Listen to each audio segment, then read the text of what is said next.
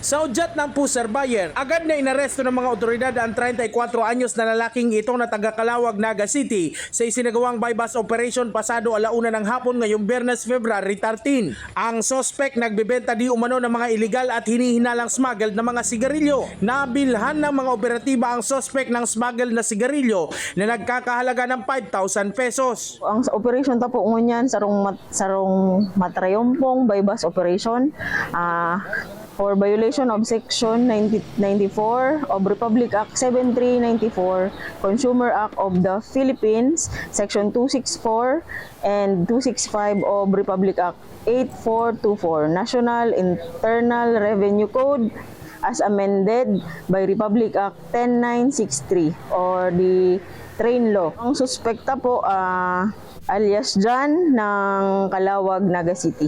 Ayon sa PNP, labag sa batas ang ganitong pagbebenta lalo't walang mga graphic health warnings at wala itong mga kaukulang dokumento. Para tong anay sa ating ekonomiya. So maliit man pero pag ito ay kumbaga napabayaan at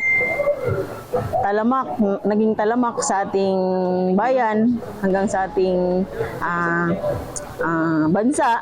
So yung ekonomiya po natin ang maapektuhan. Paalala po natin sa ating mga kababayan, maging law-abiding citizen lang po tayo para hindi tayo magsisi sa huli. Mahaharap ang suspect sa patong-patong na kaso sa mga nalabag gaya ng paglabag sa Section 94 ng RA 7394 o Consumer Act of the Philippines, Section 264 at 265 ng RA 8424 o National Internal Revenue Code at RA 10963 o Train Law at RA 10643 o Graphic Health Warnings Law.